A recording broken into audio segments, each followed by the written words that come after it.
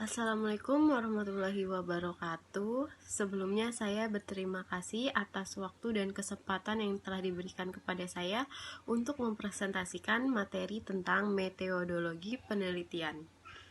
Sebelumnya, perkenalkan, nama saya Dita Nurmalasari, NIM 18622010066 dari kelas 6 Shift 2 Malam. Di sini saya akan menjelaskan tentang metodologi penelitian. Yang pertama ada sistematika usulan penelitian skripsi kuantitatif. Apa sih skripsi kuantitatif tersebut? Skripsi kuantitatif adalah suatu proses menemukan pengetahuan yang menggunakan data berupa angka sebagai alat menganalisis keterangan mengenai apa yang ingin diketahui. Nah, di sini ada latar belakang masalah, yaitu berisi latar belakang masalah, identifikasi masalah, rumusan masalah, batasan masalah, tujuan dan manfaat penelitian. Yang kedua yaitu ada berisikan tentang tinjauan pustaka, yaitu berisi uraian teori atau rujukan yang memberikan argumentasi teoritik terhadap konsep-konsep yang menjadi fokus penelitian, hipotesis jika ada. Yang ketiga ada metode penelitian. Nah, di sini ada beberapa metode penelitian. Yang pertama, batasan konsep dan operasional variabel, yaitu memberikan tolak ukur atau parameter suatu variabel penelitian diukur. Yang kedua, ada validitas dan reliabilitas instrumen penelitian. Yang ketiga, teknik pengumpulan data, yaitu memberikan penjelasan teknik pengumpulan data yang digunakan. Yang keempat, populasi sampel dan teknik pengambilan sampel, yaitu memberikan penjelasan yang menjadi satuan populasi, sampel, jumlah populasi, dan sampel serta teknik pengambilan sampelnya. Yang kelima, ada teknik analisis data, yaitu memberikan penjelasan teknik analisis atau uji statistik yang digunakan. Perlu diingat bahwa penggunaan teknik analisis data harus konsisten dengan jenis datanya. Kemudian ada metodologi penelitian sistematika usulan penelitian skripsi kualitatif. Skripsi kualitatif yaitu penelitian yang bersifat deskriptif dan cenderung menggunakan analisis. Nah, di sini ada latar belakang masalah, yaitu berisi latar belakang masalah, identifikasi masalah, rumusan masalah, dan batasan masalah, tujuan dan manfaat penelitian. Yang kedua ada tinjauan pustaka, yaitu berisikan uraian teori atau rujukan yang memberikan argumentasi teoritik terhadap konsep yang menjadi fokus penelitian, hipotesis jikalau ada. Nah, kemudian ada metode penelitian. Yang pertama, batasan konsep dan definisi operasional variabel, yaitu memberikan tolak ukur atau parameter suatu variabel penelitian diukur. Yang kedua, ada teknik pengumpulan data, yaitu memberikan penjelasan teknik pengumpulan data yang digunakan, sumber dan jenis data yang diperlukan. Yang ketiga, penetapan responden dan informan penelitian, yaitu memberikan penjelasan yang menjadi dasar penentuan responden dan informan penelitian, serta teknik pengambilan sampelnya. Yang keempat, ada teknik analisis data, yaitu memberikan penjelasan teknik analisis data yang digunakan. Perlu diingat bahwa penggunaan teknik analisis data harus konsisten dengan jenis datanya. Jelaskan pendekatan yang digunakan, proses penafsiran, dan penyimpulan hasil penelitian. Nah, kemudian di sini ada metodologi penelitian tentang teori, konsep, dan perumusan hipotesis. Yang pertama ada landasan teori, yaitu ada beberapa landasan teori ini. Yang pertama itu ada usahakan pustaka terbaru, relevan, dan asli dari jurnal ilmiah. Kemudian yang kedua ada uraikan dengan jelas kajian pustaka yang menimbulkan gagasan dan mendasari penelitian yang akan dilakukan.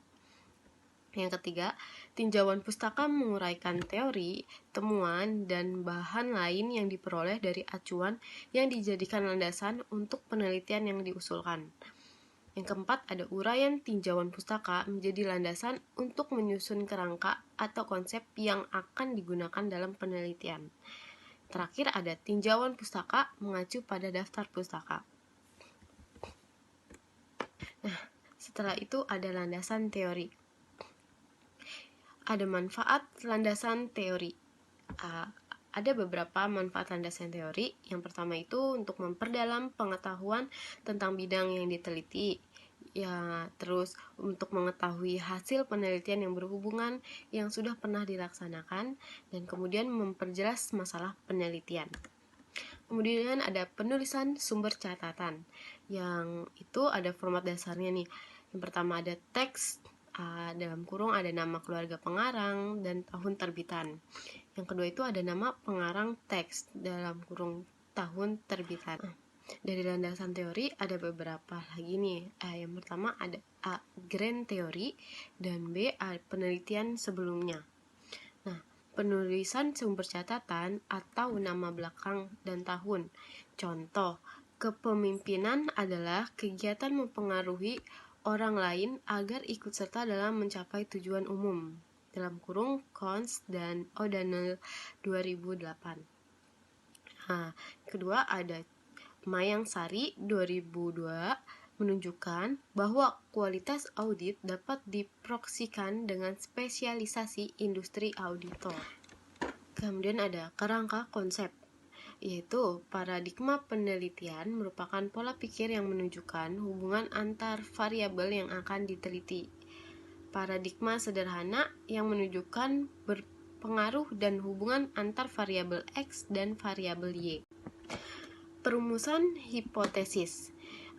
Hipotesis dapat diartikan sebagai pernyataan statistik tentang parameter populasi. Dalam penelitian, hipotesis diartikan sebagai jawaban sementara terhadap rumusan masalah penelitian. Jenis hipotesis. Yang pertama ada tanpa arah. Contoh, kualitas audit mempengaruhi kualitas laporan keuangan. Yang kedua ada berarah. Contoh, kualitas audit berpengaruh positif pada kualitas laporan keuangan. Kualitas audit berpengaruh negatif pada kualitas laporan keuangan. Next, kemudian ada hipotesis statistik. Di sini ada gambar hipotesis statistik. Nah, di mana mungkin peneliti menguji penelitiannya tidak signifikan adanya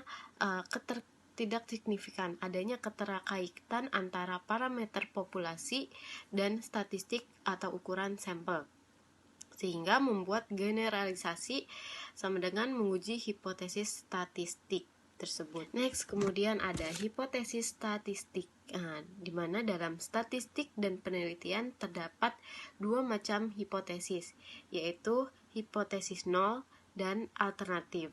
Nah, statistik kan dibagi menjadi dua nih, hipotesis nol dan hipotesis alternatif. Nah, yang pertama, pengertian hipotesis nol diartikan sebagai tidak adanya perbedaan antara parameter dengan statistik, atau tidak adanya perbedaan antara ukuran populasi dan ukuran sampel.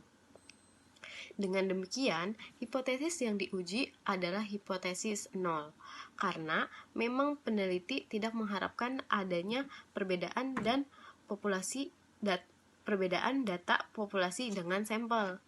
Nah, yang kemudian ada hipotesis alternatif, yaitu lawannya hipotesis nol, yang berbunyi adanya perbedaan antara data populasi dengan data sampel.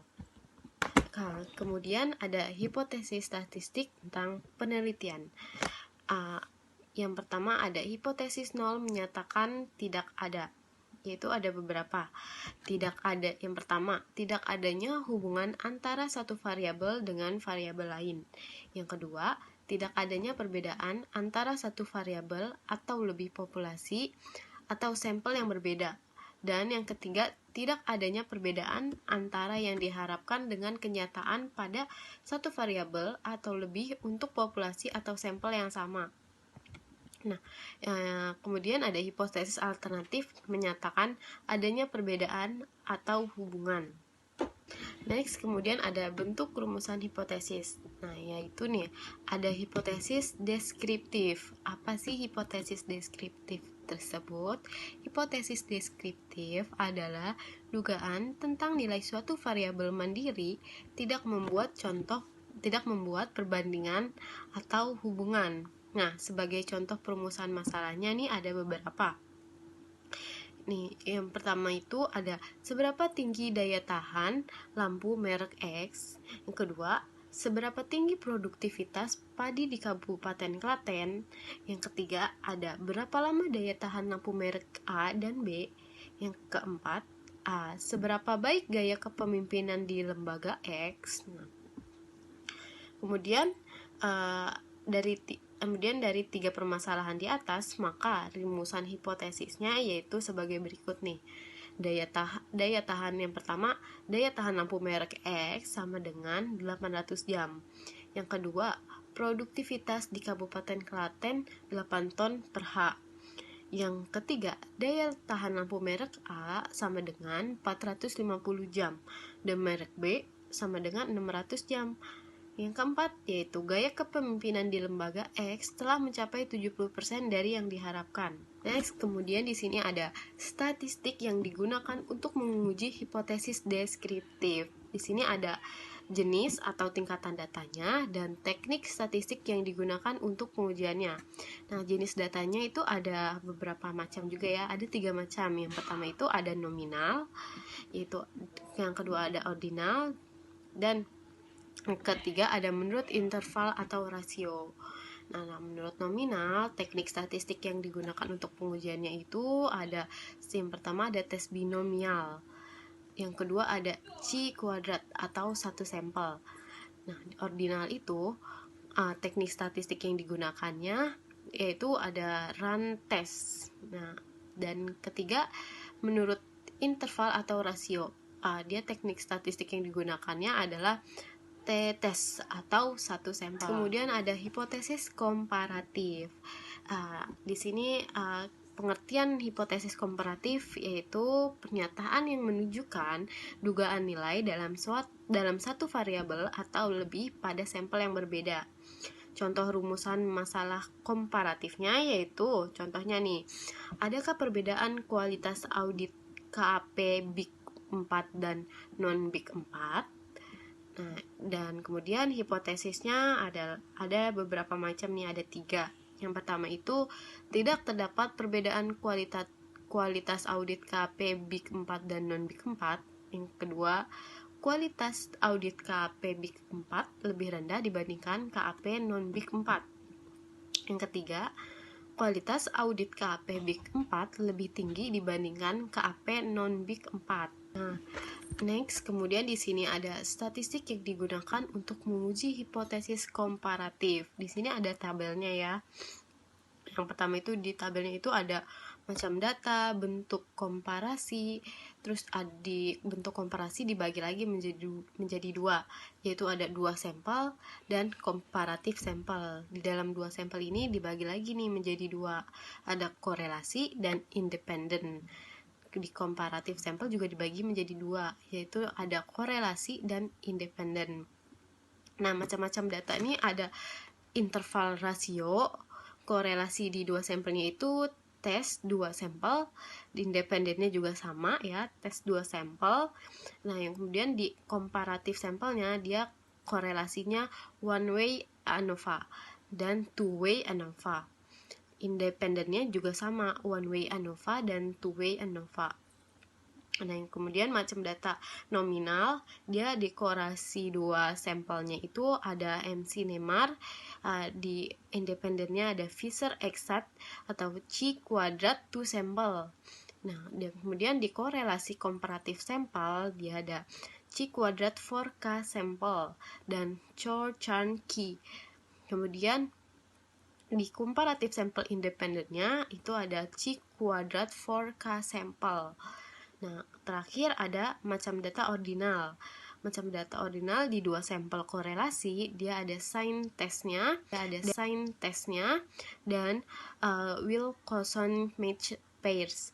Dan kemudian di independen dua sampelnya dia ada median test, terus Mann-Whitney test, terus yang ketiga Kolmogorov-Smirnov, dan yang keempat Wald-Wolf-Wolfitz.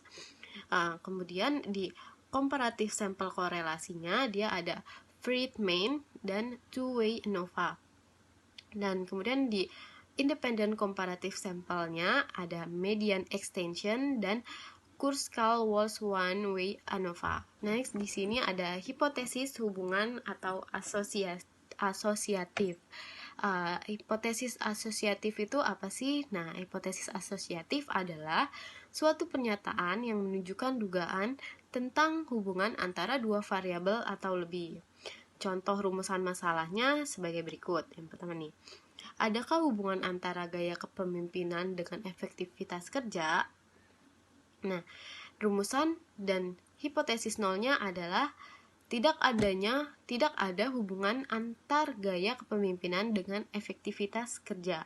Next, kemudian ada statistik yang digunakan untuk menguji hipotesis asosiatif. Di sini ada macam atau tingkatan data dan teknik korelasi yang digunakan. Yang pertama ya, nominal. Macamnya nominal nih. Di teknik korelasi yang digunakannya yaitu koefisien kontingensi. Yang kedua ordinal. Nah, tekniknya yang digunakan yang pertama Spearman rank, dan kedua Kendall-Tau. Dan ketiga ada macam teknik tingkatan data, interval dan rasio. Teknik korelasi yang digunakannya yaitu ada 3 macam. Yang pertama person product moment, yang kedua korelasi ganda, yang ketiga korelasi parsial. Yang terakhir ada hipotesis kausal atau hipotesis sebab akibat. Apa sih hipotesis kausal? Hipotesis kausal adalah suatu pertanyaan yang menunjukkan dugaan tentang pengaruh dua variabel atau lebih. Contoh rumusan masalahnya yaitu apakah gaya kepemimpinan mempengaruhi efektivitas kerja? Yang kemudian ada rumusan dan hipotesis nolnya adalah gaya kepemimpinan berpengaruh positif pada efektivitas kerja. Nah, sekian presentasi dari saya, kurang lebihnya mohon maaf. Saya ucapkan terima kasih atas kesempatan yang telah diberikan kepada saya untuk mempresentasikan tentang metodologi penelitian ini. Saya ucapkan wassalamualaikum warahmatullahi wabarakatuh.